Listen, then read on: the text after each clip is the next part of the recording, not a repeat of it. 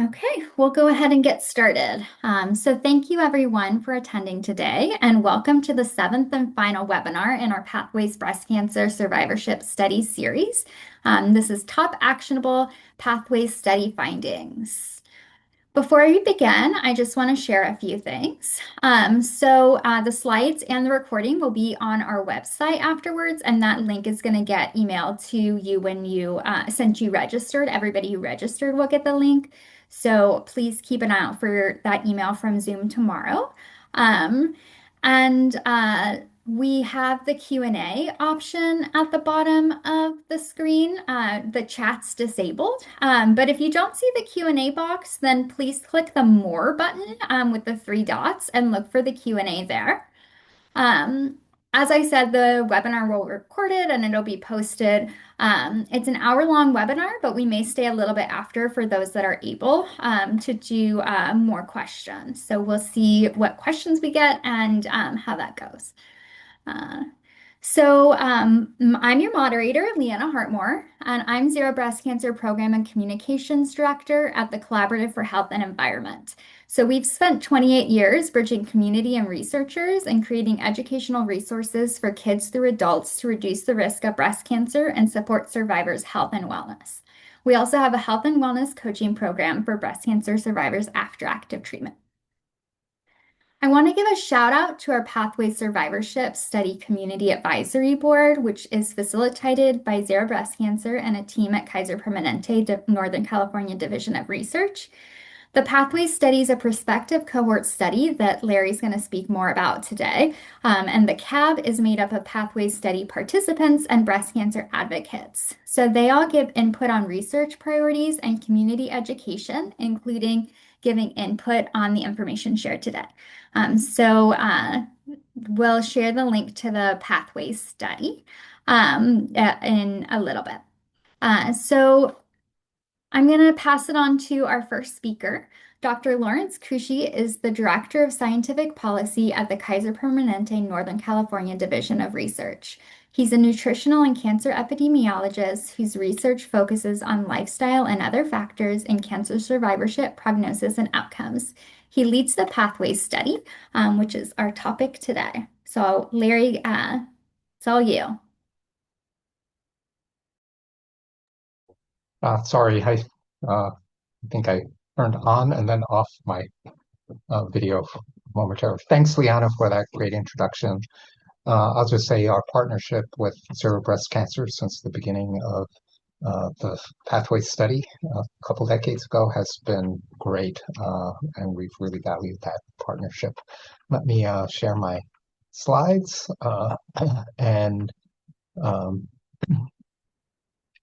and and uh, and let's get going. Okay, so can everyone see the slides okay?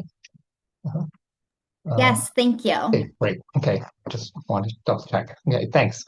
So, uh, first off, um, sorry, uh, I want to indicate that I have no financial conflicts to disclose related to any sort of funding or anything related to breast cancer.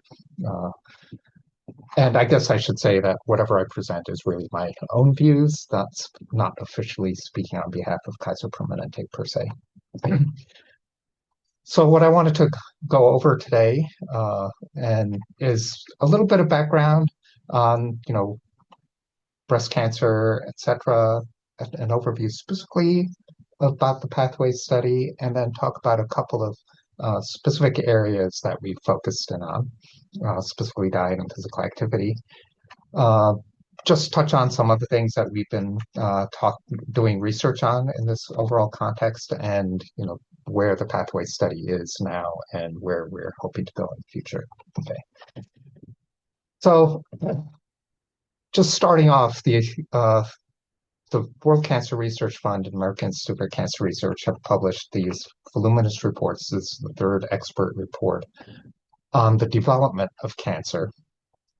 And basically, these hundreds of pages reports indicate that there's substantial evidence that dietary factors and physical activity play an important role in the development of cancer. And a lot of, and from those types of studies that have been done, looking at the development of breast cancer and other cancers, these are some of the things that you've probably heard of as breast cancer risk factors. And of course, that particular report, focused on this last column of items, physical activity, nutrition, weight, um, and alcohol as well. Part of the context for focusing on breast cancer is that breast cancer is among the most common cancers that occur among women, uh, not just in the US, but globally. All the countries with pink, breast cancer is the most common type of cancer in women. Um, and if you also take a look at the cause of cancer deaths, then again, breast cancer is among the most common. Uh, and but when we look at the United States specifically, incidence rates have been gradually increasing over the years, partly due to better early detection, but the mortality rates, thankfully due to better treatment and other things, have basically been decreasing. So as a result, the number of breast cancer survivors has been increasing dramatically. Their estimate is around 4 million, give or take, breast cancer survivors in the US today, which will continue to increase. And so the question becomes, what factors can people with breast cancer or healthcare systems or whatever do that might really help the prognosis of this large and growing population of breast cancer survivors? So the American Cancer Society, for example, has put together a series of reports every several years. This is from 2012, looking at nutrition and physical activity guidelines for cancer survivors. This is not breast cancer specific, but for cancer survivors in general. And as is stated in the 2012 report, after receiving a diagnosis of cancer, survivors soon find there are clear answers to even the simplest questions, such as, should I change what I eat? Should I exercise more? Should I gain or lose weight? Should I take dietary supplements? And of course, there's a wide range of advice from many sources about these topics, but unfortunately, this advice is often inconsistent and not supported by data per se. Uh, and that's mostly because there's very little data that have been developed for few studies that have been conducted in this general area. The most recent position statement from the American Cancer Society was published in 2022. I'll just note that I was a member of both of these panels that have developed those reports. And so here's that cancer prevention report, as I mentioned. Now, they have also put out a report related specifically to breast cancer survivors. And basically, the summary of this is that we need more research in order to be able to um, uh, provide more definitive information for breast cancer survivors. Uh, and so that's where the pathway study basically began. We called it the prospective study of breast cancer survivorship in the very first grant. And as you can see, it started in September of 2004. And here we are, some over 20 years later, the pathway study is still ongoing.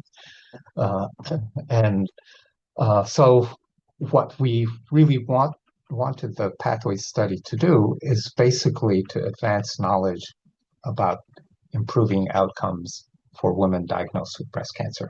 And obviously, as I mentioned in my previous slides, diet and physical activity and lifestyle choices are one of the things that we've been really focused on. We also wanted to create a comprehensive research context for really being able to look at a variety of questions related to breast cancer and prognosis and survivorship. And as demonstrated by a partnership with Zero Breast Cancer, as an example, really trying to incorporate the perspectives of many different sort of stakeholders in the whole breast cancer journey. So the core grant that supports the pathway study supports collaborators at these main institutions. As I mentioned, Zero Breast Cancer has been part of what we've been doing since the beginning, as has UCSF and Roswell Park. Roswell Park is where our biorepository resides, and they have taken the lead on many genetic molecular factors. And UCSF, currently led by Scarlett Gomez, has really helped to incorporate neighborhood factors and other sort of geospatial contextual factors in what we're looking at. And relatively recently, we added on UC Davis so we can follow through healthcare linkages of people who may no longer be Kaiser members, but still live in California. And as I mentioned, we really want to create a platform that is able to look at multiple factors in breast cancer. And so we've taken as sort of a theoretical context for the types of information we're interested in is really trying to look at everything from sort of biologic, genetic factors to lifestyle, as I mentioned, diet and physical activity, to the neighborhood context and also the healthcare system context. So these are all different things that we have focused on in terms of collecting information. Here's an idea of where we've actually enrolled people into the pathway study, all Kaiser Permanente Northern California members at the time of diagnosis and invitation to join the study, as I think many of you know. And basically, people have been enrolled from throughout the KP Northern California sort of service area. And we're really grateful for the ongoing participation of everyone. Now, this is some of the participant-reported domains from questionnaires or surveys or interviews that we've conducted with study participants over the years. This is from various aspects that were collected at baseline. So diet, physical activity is on here, up here, use of supplements, complementary and alternative medicine, and many of these things are not captured during routine clinical care, and so that's one of the main things that we were really interested in capturing from the study participants themselves. We have collected biological samples to be able to look at some things like genetic factors and other sort of other biological markers that are involved in different metabolic pathways that may be important in how women with breast cancer end up doing. And thankfully, a vast majority of study participants contributed, some these specimens. So those are things that we are doing. And then as terms of following the cohort, some of the things that we are doing is ongoing contact of study participants. This is also for outcomes ascertainment, for recurrences and other things like that. We do use the electronic health record for many things, including identification of outcomes of interest. And we've had specific additional grants focused on cardiovascular diseases, on bone health and fractures.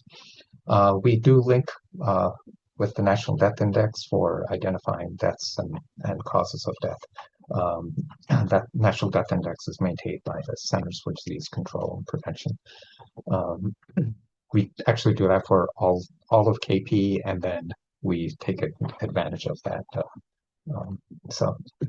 So switching to diet as one of the areas of interest, that's been a central area of interest for me personally. My doctoral degree is actually in nutrition, in nutritional epidemiology, and luckily we've had one of our longstanding team members, Isaac Ergis, who now has a PhD from Berkeley in epidemiology. This has been a strong interest of his, so he's been able to take the lead on some of these questions. So he took the lead on a paper looking at breast cancer recurrence and survival, looking at diet patterns. And I'll just note that these are different dietary patterns. ACS means American Cancer Society Guidelines for Cancer Prevention. This is the Mediterranean diet sort of dietary pattern. DASH is a dietary approaches to stop hypertension, basically developed specifically in the context of um, cardiovascular disease, and then the HEI is the Healthy Eating Index, which is developed based on the U.S. dietary guidelines. And basically, they're similar but have some differences. But in any case, those people who reported sort of dietary patterns based on the dietary data we collected that were more concordant with the recommendations as expressed in these, that meaning high, uh, was associated with lower likelihood of uh, of basically dying or better survival. They had better survival than people who were at the lowest end. And it varied a little bit from pattern to pattern, but that was the general pattern.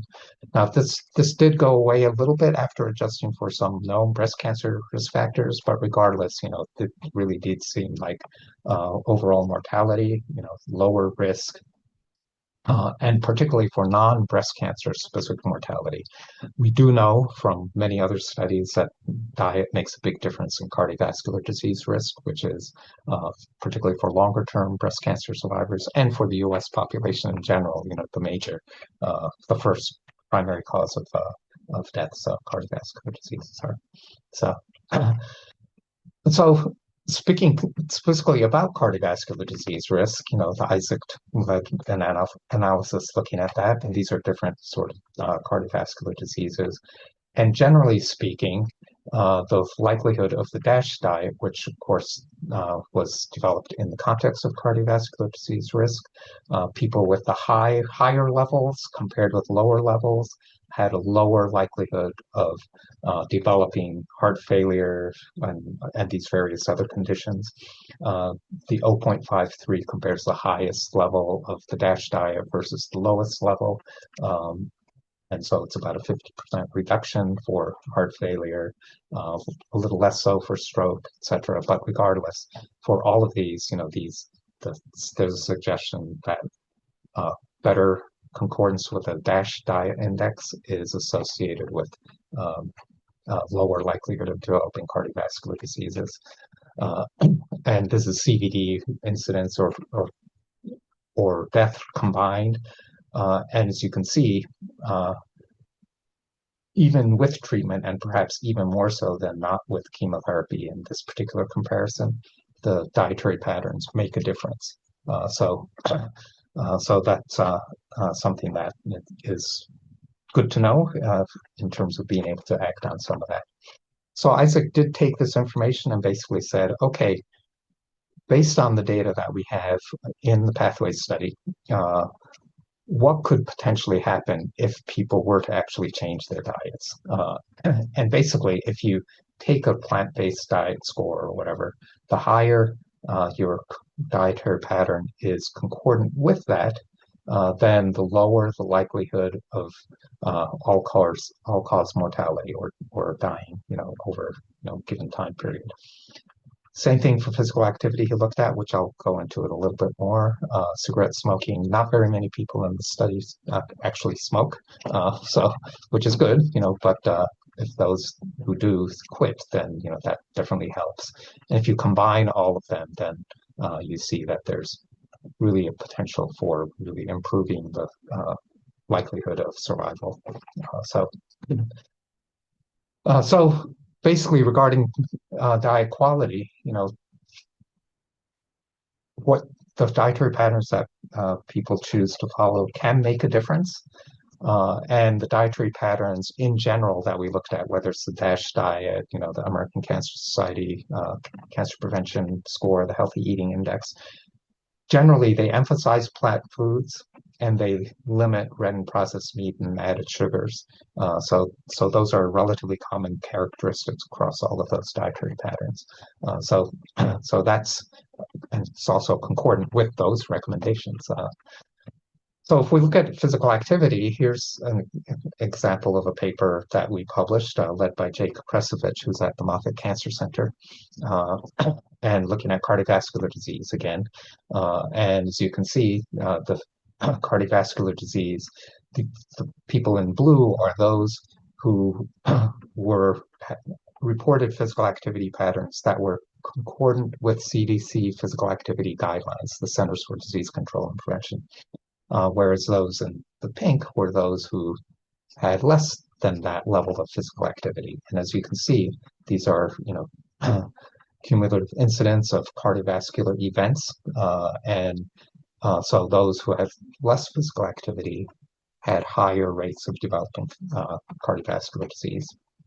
Uh, so, so taking some of this information and working with some colleagues at the National Institutes of Health, uh, Jinani Jayasekara, to be more specific in terms of leading some of this work, along with many of her colleagues at Georgetown and at the NIH, basically looked at whether, like Isaac did with diet, whether uh, tailored exercise strategies basically can decrease mortality and all-cause mortality or breast cancer-specific mortality.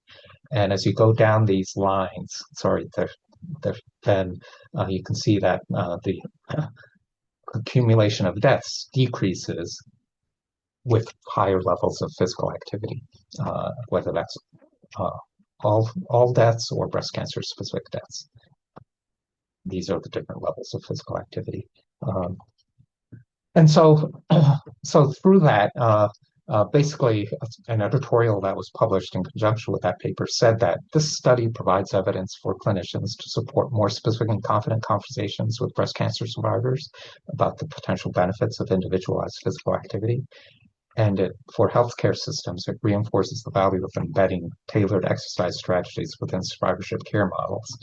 Uh, so, so so basically, this editorial said, hey, this is really something that can help support uh, healthcare systems and clinicians to provide uh, advice and tools for helping women with breast cancer to develop individualized physical activity sort of programs.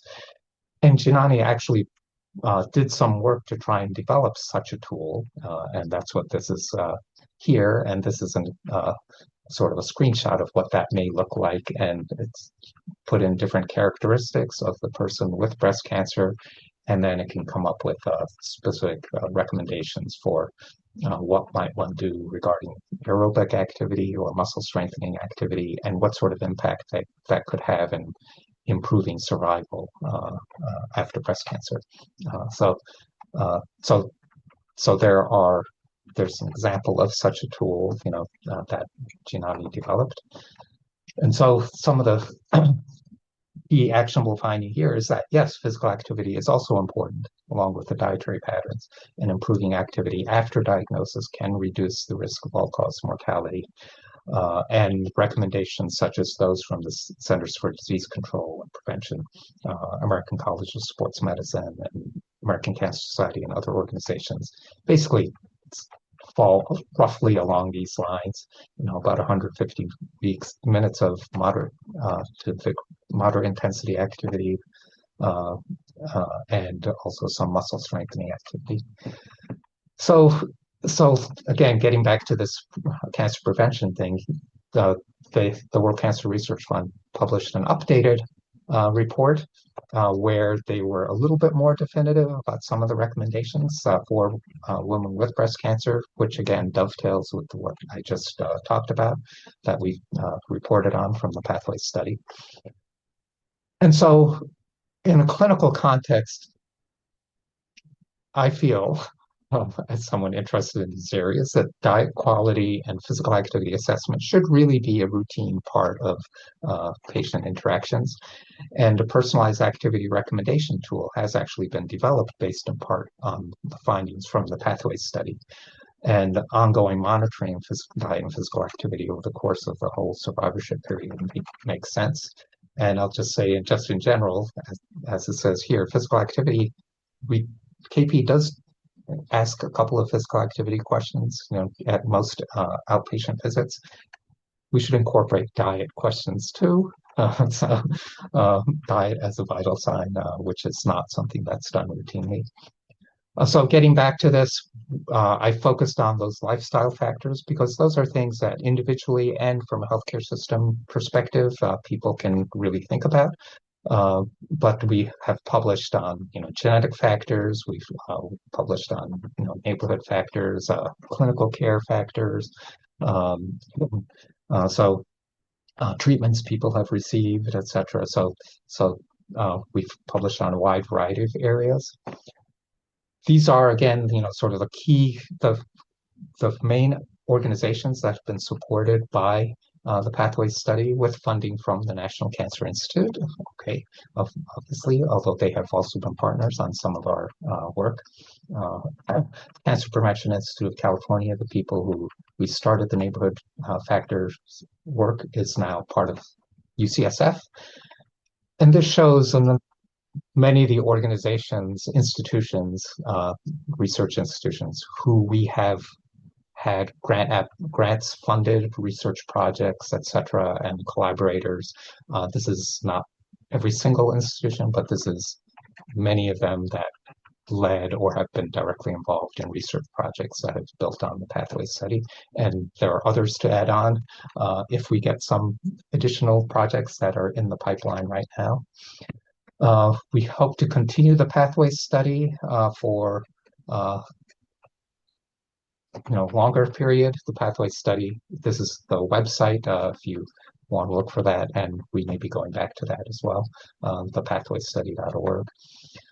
So basically, over the last 2 decades, the pathway study has become the basis and catalyst for a broad array of research projects on breast cancer survivorship, prognosis, and outcomes. And if people have questions about any other area beyond diet and physical activity that I focused on here, feel free to ask in the Q&A.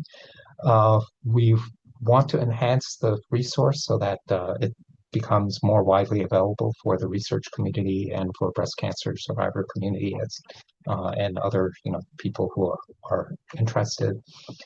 And it has become a model for other studies looking at cancer prognosis.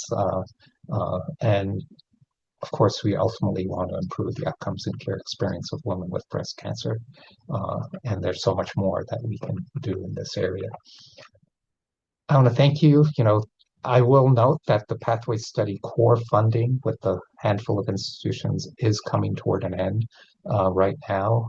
So this is a sunset for Monument Valley, but it's also a full moon rise. So we think that there will be a future, as we go forward, and so hopefully, we're at this junction where, we have much to be appreciative of for all the people we've collaborated with, but also much to look forward to. So thanks. Uh, Thanks so much, Larry. That was very informative. So next we have Dr. Samantha Siegel, who is an onco-PCP and cancer survivorship physician at Kaiser Permanente. She's the co-founder of PCP Onc Cares program, a longitudinal cancer survivorship model beginning at diagnosis, and she serves as the current director of cancer survivorship of Kaiser San Francisco and the regional lead for oncology primary care and cancer survivorship. So Sam, I'll pass it to you.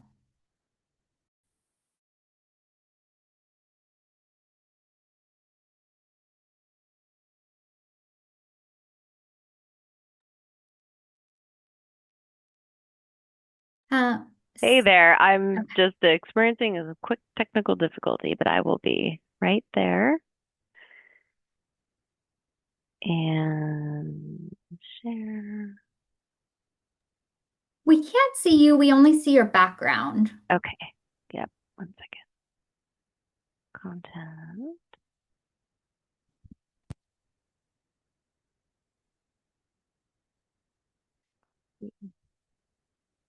Can you see me now? Yes, perfect. And then you just need Okay. to put the slideshow in motion. We see the full screen. Okay. Doing okay here? Perfect. Thank you. Okay, great. I'm having this thing where it's not mirroring exactly from my laptop to my desk. So sorry about that. I'm so excited to be here with you today, and I'm hoping to put into context clinically all this really important, long-standing information from the pathway study that's been gleaned, this wisdom. I know that there's probably an array of emotional experiences at this being the conclusion of a very long period of study. And so I'm hoping that the message that people walk away from this webinar today is a feeling of hope that the research will continue, that there are people advocating in the survivorship space in this new field of oncology primary care, and just empowerment. How do you empower yourself to get the best, most up-to-date care, knowing that the science and cancer research is constantly changing and evolving, especially with AI. So how to make sense of that clinically so that you can get the best care for yourself going forward.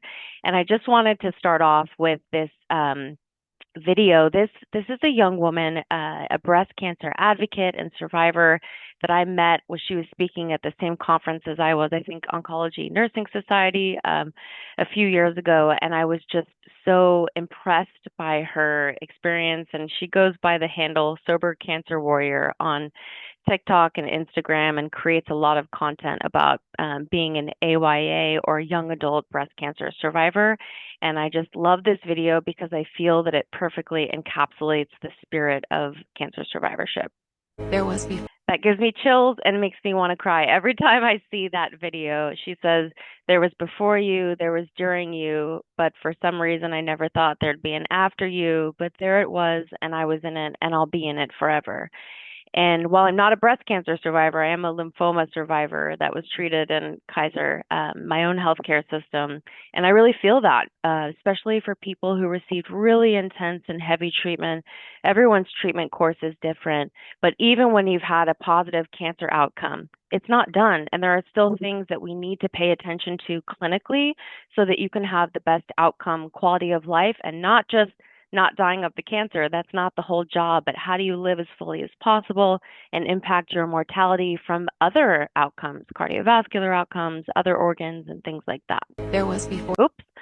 So what is survivorship? I think it's really important just to have a basic understanding, because a lot of times you'll hear the word cancer surveillance, like how are you being monitored to make sure that your cancer hasn't returned or hasn't progressed. And you'll hear that used interchangeably with survivorship, which those of us who are in the cancer survivorship advocacy space, I find that really triggering, because that's just one small portion of what cancer survivorship medicine should be. And ultimately, I really foresee this being a board certified field. If I have anything to do with it, it will be eventually. But the broadest definition, and what I alluded to on the first slide, was the National Cancer Institute's definition, which is survivorship starts from the time of diagnosis and is through the balance of life. So even if the word survivor doesn't resonate with you, it definitely doesn't for a lot of people. They call themselves thrivers, cancer crushers, sometimes no word at all. They're just a human being who happened to have had cancer. But survivorship is really important to know about, because the field includes all these areas medically that are important and relevant to your health and wellness long term. So that includes supportive care for people who are in active treatment and might be in ongoing treatment, like how do you address symptoms and quality of life. It includes rehabilitation. So how do we help you get better after treatment? Because getting remission and feeling healthy and well are not necessarily one and the same. For many people, healing begins, when they're through the hardest parts of treatment, and then they feel like they can focus on healing and rehabilitation from treatment. Long-term and late effects. Each person's own individual sense of vitality. So what gets you out of bed in the morning? For some people, being able to play the violin and therefore their chemoneuropathy is extremely important to them. So whatever is your own unique version of vitality, and sharing that medically with your team so that they can make sure and put the context of your healthcare in that lens. Metabolic health, so A1C, your glucose, your cholesterol profile, your cardiovascular risk. Relational health. Cancer happens in one person's body, but it happens to the whole system, whether that's birth family, chosen family, or friends. People's entire community can be impacted by cancer. And occupational health, just trying to work through cancer or return to work after cancer, can really be something that people experience regardless of whether or not they've had a good cancer outcome. And survivorship and oncology primary care are specialties that can focus on these areas. So also just to know that there are phases of post-treatment survivorship. I think that the way you feel in survivorship in early, the first weeks to 6 months out is going to be different than how you feel 6 months to 1 to 2 years out. And that's going to be different than late survivorship, 2+ years out.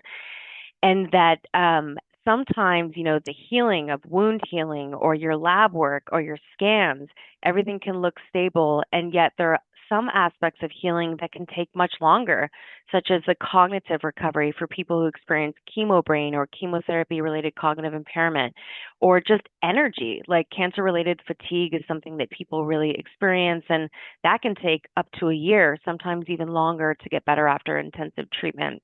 And just to know that healing is nonlinear. So you may feel all, healed up and then experience a really rough virus that can send you right back, and feel like it's a backslide in your progress. But to know that it's just nonlinear, and there will be, 2 steps forward, 1 step back. But that doesn't mean that overall it's one way or the other, that there still is the opportunity to move forward and move on with healing. So just that there are phases, and setting achievable goals and expectations for these different phases of cancer survivorship, especially the post-treatment survivorship. So how do I think about symptoms and labs in oncology primary care? So an onco-PCP is basically somebody who practices cancer survivorship all throughout the cancer continuum. So a primary care doctor that is focused on, general medicine, but through the lens of somebody who has either, had cancer or is actively going through cancer. And what's different about that? So I like to, express what I call the 3 buckets of oncology primary care to my patients when they come in with a symptom or a concern. And if you don't remember anything else from the talk today, I hope that you remember the 3 buckets, because I think it can be incredibly powerful when you go to your primary care doctor for a new symptom or a concern. Because for many patients, what they're really thinking about in their mind is this a relapse or recurrence? Like, is this somehow related to my cancer? And fear of cancer recurrence is something that people really grapple with. So bucket number 1 is this cancer related? Is this a relapse, a recurrence, a progression, a second cancer as a result of the treatment for the first cancer? So that's the first bucket. Bucket number 2 is this new symptom or lab abnormality or imaging finding, is it cancer treatment related? Like, do you have lung inflammation in the area where you had radiation exposure or immunotherapy, so things like that. Not necessarily the cancer itself, but the treatment that you had for the cancer.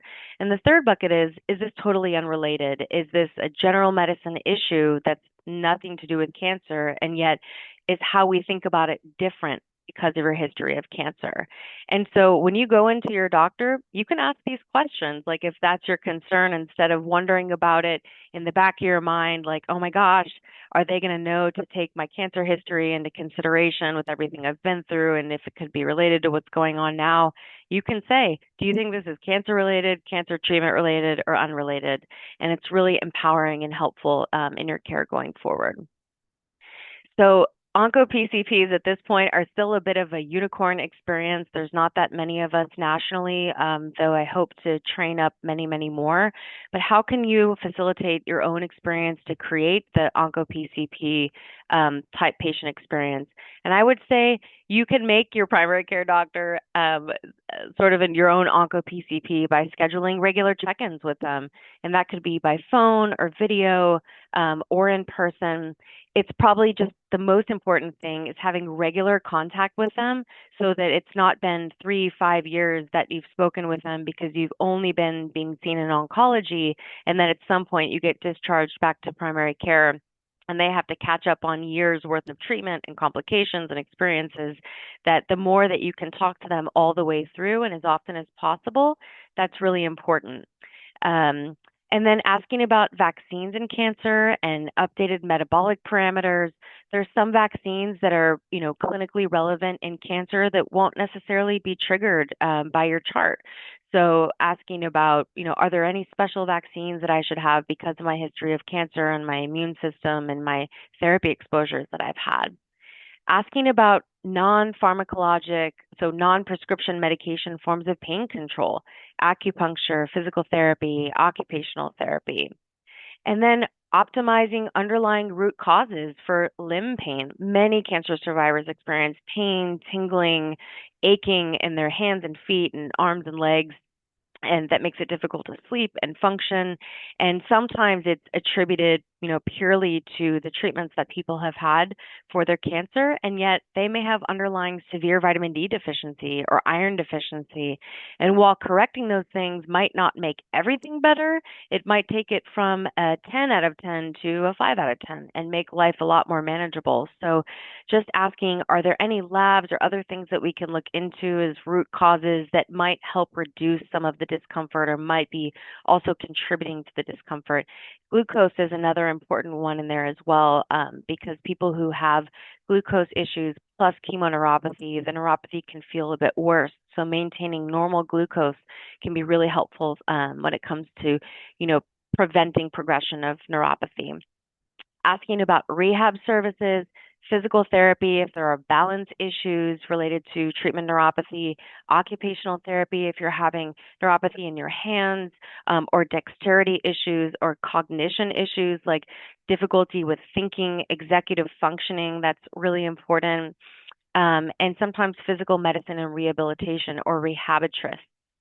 I think Liana is going to send out a link from the Children's Oncology Group, and you might say, like, why is Dr. Siegel talking to me about Children's Oncology Group? But this is one of the organizations that has done the most long-term research on cancer survivorship and long-term toxicities, because most pediatric cancer survivors, they live their entire life after they've had treatment. So there's just a much better understanding about what does it mean for all of your organs when you live your life after treatment. So COG has this incredible, almost 400-page document that is broken down by organ system and symptoms that you can use to look up the treatments that you had. And you can even bring that into your primary care doctor and say, look at COG. Is there anything here that might help us, navigate what's going on with me now? And then anything that you find helpful, if you find an organization where you're like, wow, this was so good, like it changed my life, tell your primary care doctor about it so they have that resource to share with other patients. Liana can send this out afterwards, but it's just really important to know all the language to put to your experience in survivorship, whether that's scanxiety about upcoming scans, like the unique experience of stress that's related to surveillance, fear of cancer recurrence or FCR, chemotherapy-related cognitive impairment, psycho-oncology, which is the field of psychology that focuses on the emotional and mental experience of cancer, integrative oncology. These are all really important terms, searchable terms to know and look up. And Sam, just, I'm sorry to interrupt you. I just yeah, want to give you a heads up. I want to be sure we have time for okay. Q&A, so Yeah, maybe a yeah. minute wrap up. Thank you. Okay, sounds good. So just really thinking about treatment-focused prevention strategies, like when you're going into your doctor, asking yourself, what type of treatment did I have? Was it chemo? Was it immunotherapy, radiation? And then what does that put me at risk for? That's the question that you want to ask when thinking about your health going forward. So take-home points, healing is a nonlinear process. Health and wellness are not necessarily tied to remission status.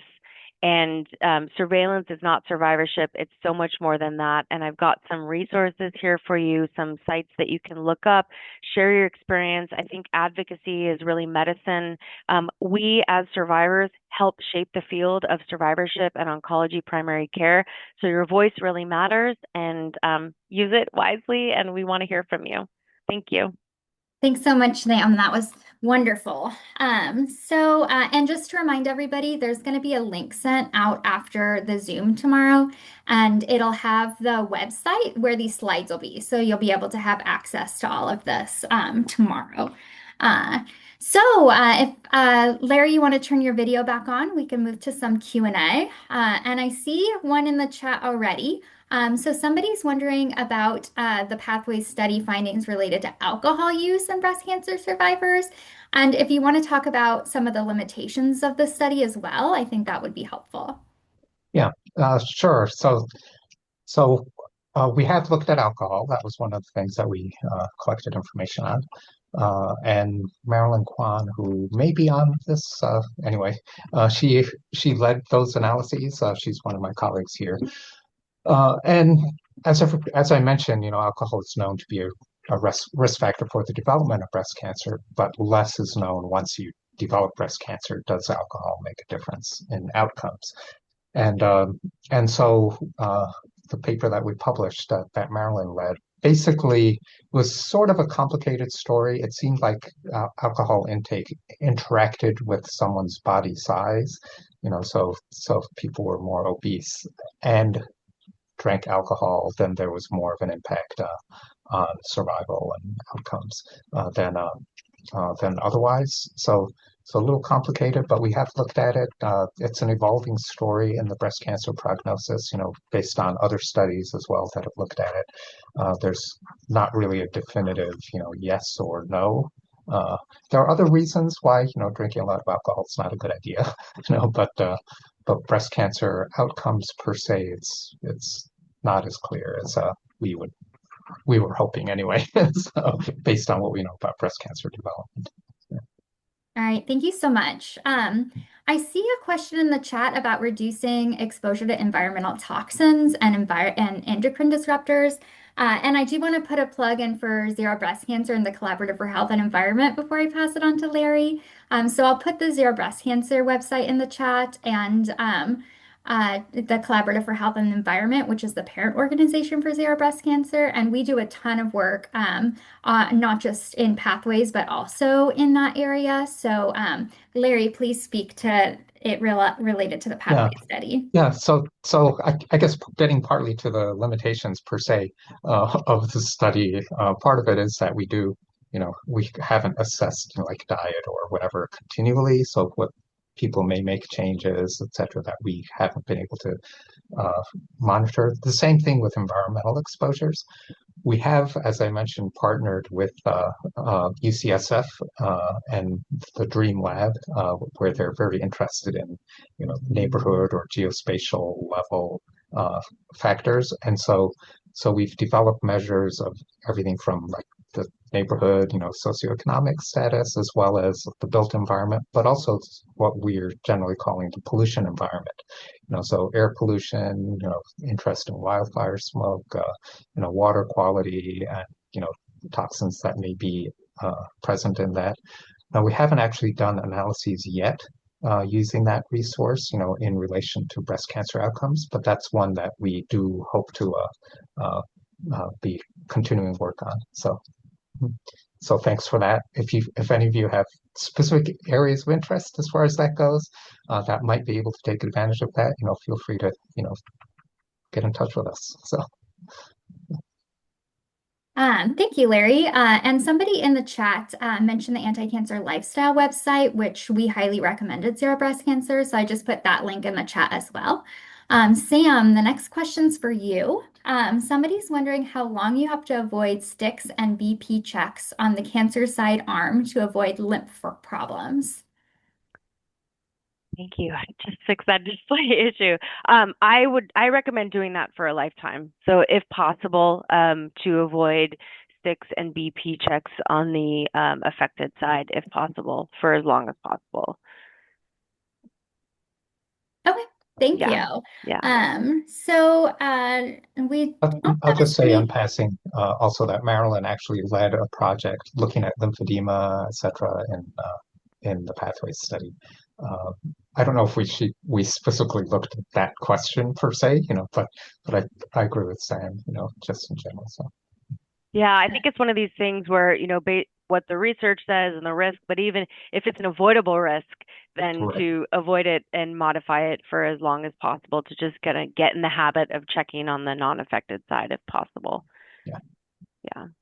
And I think that's kind of how I think about alcohol too, like going back to the alcohol question that, thinking about alcohol in relation to breast cancer recurrence is one aspect of things, but if you're struggling in other areas like having peripheral neuropathy, like struggling with your cognition or mood or weight, that alcohol is sort of a easily modifiable risk factor for those things. And so it helps me to think about it in more of a holistic aspect of like, is that in alignment with your goal, your overall health goals? whether or not it's, we understand it to impact the cancer recurrence risk itself. All right, thank you. So somebody says, I had estrogen positive breast cancer and estrogen suppressant for 5 years, 15 years ago. Surgery got clear margins, cancer's gone, but the chemo and radiation destroyed her life. How did the hormone loss affect her health today? Yeah, I think that's such an individualized, um, you know, I just, first of all, I have total compassion for that, and how it impacted. It's hard to know. You said there was 5 years of endocrine therapy treatment. I mean, I think what you're weighing is the recurrence risk and the individualized risk reduction from endocrine therapy versus the risk of being without hormones for those years. And that's such a deeply personal risk calculation based on like what the age was and how much risk reduction was from that therapy, what the chemotherapy itself was, and what organs were impacted. Yeah. All right, thank you. And just one clarifying question. Someone mentioned that they've had breast cancer on both sides. So how do they prefer one arm or the other for sticks and BP testing? Yeah, I mean, I think it depends if there's an arm that had lymph node I mean, if there's a side that had lymph node dissection on one side but didn't have it on the other, I would go for the side that had least invasive surgery, and the side where there were less lymph nodes dissected. I think that's how I would choose between those things. And sometimes they're able to get sticks. Like if you don't have a choice and you have to have blood draws, how high up they draw and starting more distally in the arm as opposed to more proximally, like higher up, is something to be considered as well. And a lot of phlebotomists are really good about that and using the smallest needle possible, pediatric needles. So just really self-advocate if there's no option there. Mhm. Mhm. All right. Somebody else is wondering why a survivorship plan for cancer patients isn't a part of Kaiser's treatment plan and not automatically offered to each patient where they feel like they need to figure it out on their own. Yeah, that's a great question. I think at some point, survivorship care plans were part of a COC initiative, and then it fell a little bit out of favor. And one thing in the work that I do, where we've realized kind of why they didn't see the benefit that they expected to from survivorship care plans, is because the care plan itself is not the whole job. Like you need a clinician, you need a team around that who can help connect you with the things, like with the resources that we have in Kaiser. And some of the resources we're still in the process of building, but the care plan itself is one aspect, but having somebody to connect you with the resources to address each part of the care plan is one thing. And then the care plan changes. Like your care plan one year might be different than another 5 years out if you're starting to experience complications, whether that's chemotherapy related complications, radiation complications, or if you have new like comorbid health conditions that, need addressing, like that's all going to shift your survivorship care plan. Great, thank you. Yeah. And are there guidelines for which symptoms or ailments should be brought to your oncologist versus your PCP? Hmm. I don't think there are good guidelines. If you find them, let me know. So I think that um, it depends on how far out you are from treatment. I would say if you're still within the first year post treatment, that asking your oncologist first is a reasonable way to go, just to see if it might be related. And they'll tell you whether or not they think it could be related to the cancer treatment. And if not, then recommending that you follow with your primary care doctor. But I don't know that there's a great guideline in it. And it also depends on the type of therapy that you had, because some of the newer therapies, the immunotherapies, targeted therapies, like they can just really affect so many different organ systems, and they can cause effects, immunotherapy related adverse events like up to 1 year out, even since you had your last infusion. So I think like, yeah, if you're still within the first year, I would start with oncology, ask them and just tell them to be transparent about, do they think it's an oncology thing or more of a primary care thing? Um, And hopefully, as we grow the onco-PCP and survivorship practices, there'll be less of the patients having to carry the burden of that, shepherding between different departments, because it's not fair. It shouldn't be on the patient to have to navigate all that. But there's not a great answer right now. Thank you. So, Larry, this question's for you. Is there a way for an individual to access the individualized exercise tool that you showed people? Yeah, that's actually a great question. The purpose of the manuscript and the tool that was developed was to basically demonstrate that that's something that could be adopted into clinical practice. Uh, However, I'm not aware of any place that has actually done that, or if it's available online, for example, like some of the adjuvant online or other things like that that help to guide breast cancer treatment. I will check with the uh, people who developed that to see if it is available elsewhere. And if it is, then I'll pass it on to Liana subsequently. But thanks for asking that. All right, thanks. Larry, I'm wondering if you could share the actionable findings related to the pathways study for the healthcare system.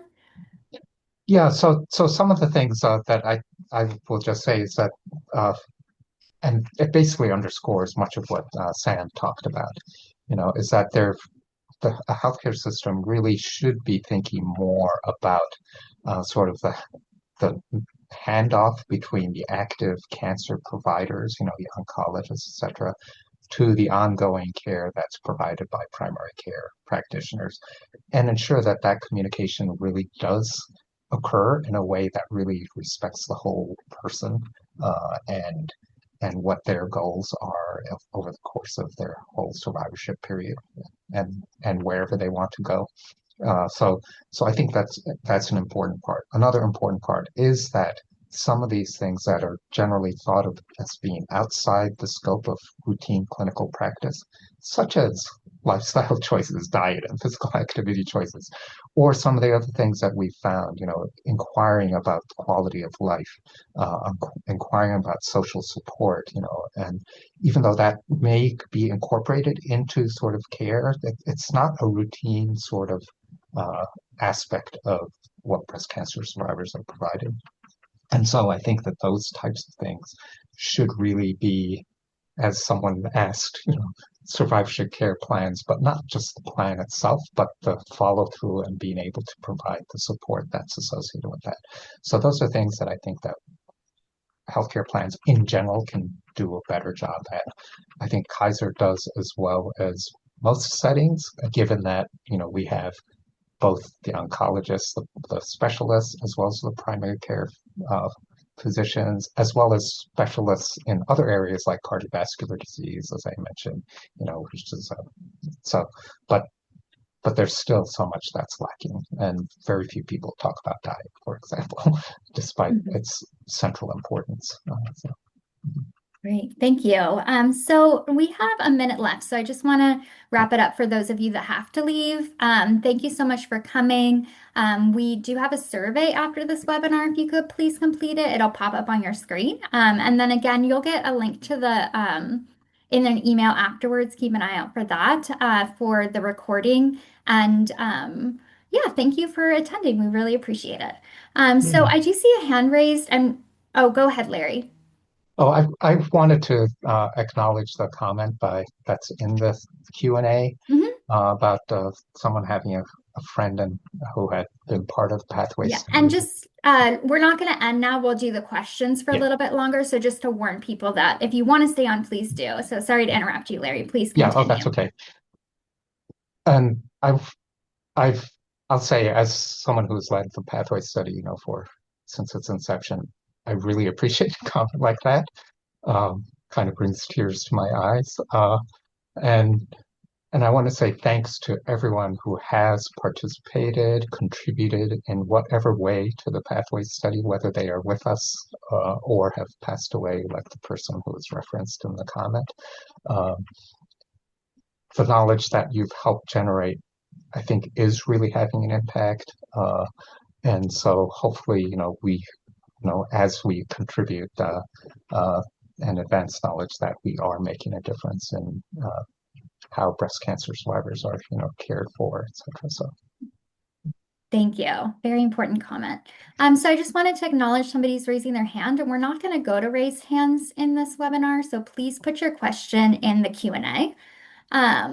And then I also was wondering, or somebody beforehand was a Pathways study participant and wanted to know if data collection was continuing. So if you could speak to where we're at with data collection and then also how the study does continue after data collection, that would be helpful. Yeah.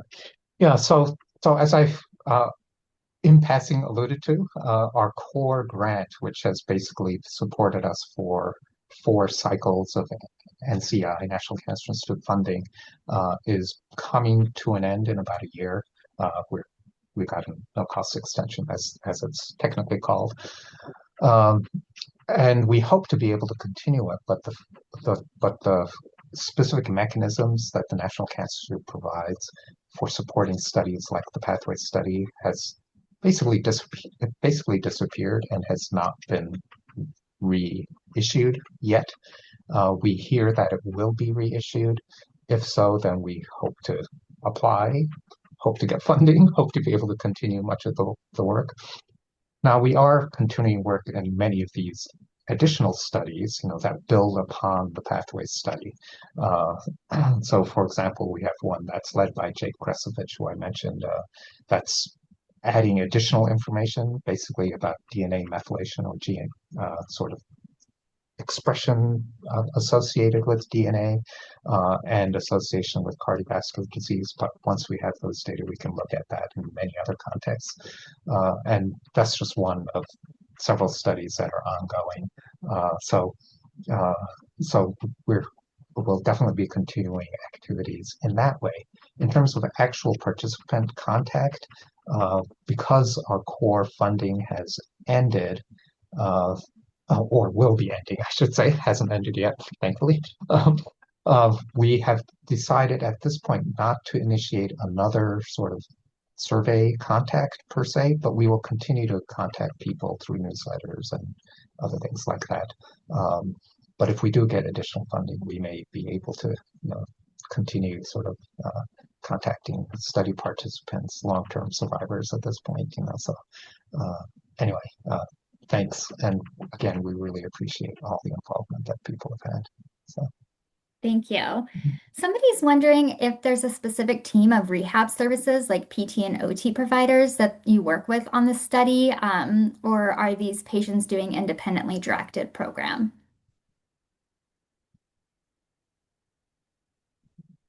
And I don't know the answer to this, but I know that, and it's probably changed over time too, since Pathway study has been going on for so long. So it depends on the type of surgery that people have. Whether or not they have lumpectomy with lymph node dissection, or mastectomy. Some of those patients have automatic referral to physical therapy. However, if they haven't had that, not every patient who has any breast cancer surgery gets automatic referral to physical therapy. They have to specifically ask for it, and that's how it works in Kaiser, probably in other healthcare systems as well. And I mean, I strongly believe that shouldn't be the way, but I think it's just a resource utilization issue, like only having so many physical therapists. How do you focus on addressing the people who are identified as having highest risk for lymphedema and cording and, some of the physical issues? But patients can certainly ask for it. So at the current state is that it's a self-advocacy issue and it's not like automated. And I don't think it's probably been that way in the Pathways study. Mm-hmm. Yeah. Thank you. So somebody's wondering if there's recommended support groups for survivors, and there's so many support groups offering in many different areas. If you're in the Bay Area, a partner that we work with at Zero Breast Cancer is the Cancer Support Community. So I just put that link in the chat. But there's quite a few options for breast cancer support groups, and I recommend you search for it, next to your location. Another thing I think that's important to reflect on when it comes to support groups, and I talk to my patients about this a lot, is to ask yourself the question, like, what are you looking for from a support group? Because if you're looking more to relate about the experience of having had cancer and how it's impacted your life and your family and your work and things like that, a blended model that's not necessarily specific to cancer might be something that could work for you because it's more about the emotional experience of cancer versus if you're like, hey, triple negative and you have this particular mutation, germline mutation, and you want to connect with other people or talk about a specific clinical trial, like what was your experience, then looking for more of a targeted support group that could answer that question. Or if you have metastatic breast cancer, like a metastatic breast cancer support group might, feel better. So really to reflect on what you're looking for in a support group to help you kind of whittle it down to what are going to be the best matches for you. Yeah. Thank you. I wanted to share Zero Breast Cancer's Resilient Me coaching program. It's one-on-one coaching, and it provides good support, especially for these lifestyle changes and environmental exposures. And then somebody also shared in the chat or in the Q&A Healing Circles Global for support, which is associated with my home organization, and I do recommend that as well. So it looks like we've ran out of questions, which are really wonderful that we got to get to them. Thank you so much, Larry and Sam, for coming today. And I apologize if I just overlooked your question. It looks like we got to all of them on my end. So I please think forgive me if that's not the case. somebody said something about they weren't talking about lymphedema, they were talking about general strength and conditioning. And I So that wasn't can, for what they were referring to. Do you know what they're referring to? um, I think they were referring to rehab, like physical therapy. Got it. So at least in Kaiser Permanente, there is a code for strengthening after breast cancer. I think there's even a strength after breast cancer class. So if you're within Kaiser, I would ask about that. Even outside of Kaiser, that might also be something that Zero Breast Cancer could offer a connection with, like in terms of just physical health and wellness and strength and conditioning. There's also an organization called Survivor Fitness that does free online virtual strength and fitness classes for cancer survivors. It's not specific to breast cancer. So yeah, there is stuff out there if it's just more like strengthening and conditioning post treatment. Great, thank you. And Zero Breast Cancer doesn't offer anything in those regard, but we do offer the one-on-one coaching in terms of motivational support for making those changes. So thank you so much, everybody that could come and everybody that could stay late. Thank you to our speakers. Truly appreciate it. And this is our final webinar in the series. Zero Breast Cancer will offer future webinars, just to give you a heads up, but none are planned at this time. So we'll be in touch. And all right, thank you, everybody. Bye.